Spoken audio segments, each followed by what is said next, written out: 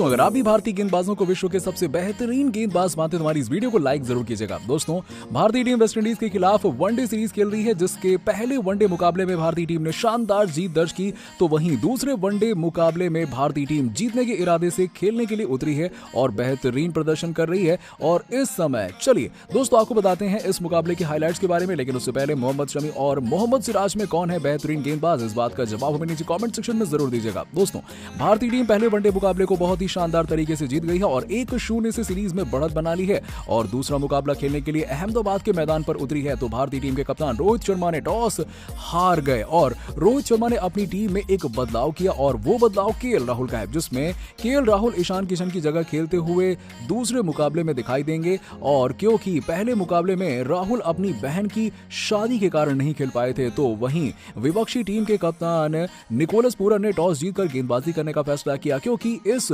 मुकाबले में Kieron Pollard fit नहीं थे और उनकी जगह टीम में ऑन्डित स्मिथ खिलाए गए और इस मुकाबले में कप्तानी निकोलस पूरन करते हुए दिखाई दे रहे हैं। और इसी के साथ ही भारतीय टीम में ओपनिंग बल्लेबाज रोहित शर्मा और ऋषभ पंत बल्लेबाजी करने के लिए उतरे और केएल राहुल को इस बार इस मुकाबले में चौथे नंबर पर खिलाया जा रहा है और ऋषभ पंत को ऊपर भेज दिया गया। और भारतीय टीम का पहला रन रोहित शर्मा के बल्ले से पहले ओवर की चौथी गेंद पर 2 रन के रूप में निकला और भारतीय टीम का पहला झटका तीसरे ओवर की अंतिम गेंद पर केमार रोच के हाथों रोहित शर्मा का आउट होकर लगा और रोहित शर्मा 5 रन बनाकर आउट हो गए। इसके बाद बल्लेबाजी करने के लिए विराट कोहली आए और भारतीय टीम के साथ साथ अपना पहला चौका 5वें ओवर की पहली गेंद पर केमार रोच को जड़ दिया और 12वें ओवर के पहली गेंद पर ऑन्डिया स्मिथ ने ऋषभ पंत को 34 गेंदों पर 3 चौकों की मदद से 8 रन बनाकर आउट कर दिया। तो वहीं इसके बाद बल्लेबाजी करने के लिए केएल राहुल मैदान पर आ गए, जिन्हें इस मुकाबले में मध्यम क्रम में बल्लेबाजी करने के लिए भेजा गया और इसी ओवर की अंतिम गेंद पर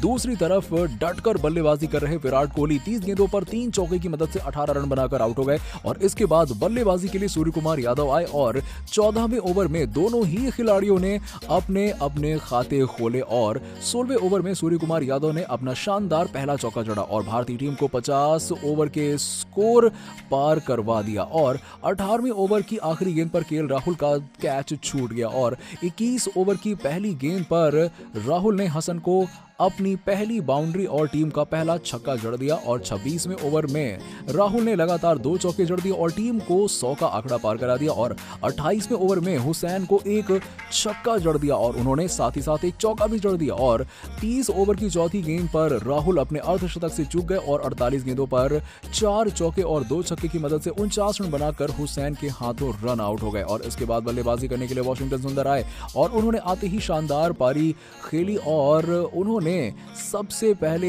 पहली गेंद पर ही चौके से खाता खोला और 33वें ओवर में भारतीय टीम 150 रन के स्कोर को पार कर चुकी थी और 36वें ओवर में सूर्य कुमार यादव ने अपना अर्धशतक पूरा कर लिया और 39वें ओवर में सूर्य कुमार यादव को 5 चौकों की मदद से 64 रन बनाकर फेबियन एलन ने आउट कर दिया। और इसके बाद वाशिंगटन सुंदर हुसैन के हाथों 42वें ओवर में 24 रन बनाकर आउट हो गए और इसके बाद 46वें ओवर में शार्दुल ठाकुर 8 रन बनाकर जोसेफ का शिकार हो गए और मोहम्मद सिराज भी 3 रन बनाकर इन्हीं का शिकार हो गए और दीपक हुड्डा 29 रन बनाकर हुसैन के हाथों 49वें ओवर में आउट हो गए। और इसी के साथ भारतीय टीम ने 50 ओवर में 237 रन 9 विकेट के नुकसान पर बना दिए और जिसमें वेस्टइंडीज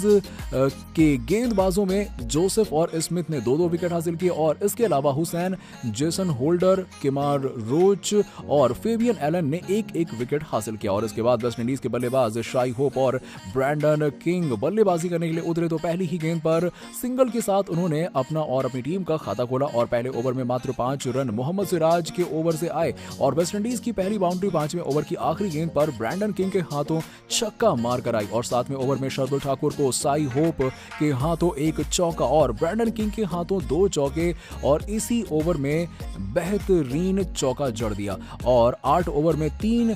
गेंद पर प्रसिद्ध कृष्णा ने ब्रैंडन किंग को 18 रन बनाकर आउट कर दिया और इसके बाद बल्लेबाजी के लिए डैन ब्रावो आए और 10 ओवर की पहली गेंद पर डैन ब्रावो 3 रन बनाकर प्रसिद्ध कृष्णा के हाथों आउट हो गए और बल्लेबाजी करने के लिए ब्रूक्स आए और 10वें ओवर के अंत तक 38 रन 2 विकेट के नुकसान पर बनाए और अब जीत के लिए मात्र 200 रनों की जरूरत थी। तो दोस्तों इस मुकाबले में कौन सी टीम जीत सकती है, अपनी राय हमें नीचे कमेंट बॉक्स में जरूर दीजिएगा और ऐसी ही शानदार खबरों के लिए सब्सक्राइब कीजिए हमारे यूट्यूब चैनल को। धन्यवाद।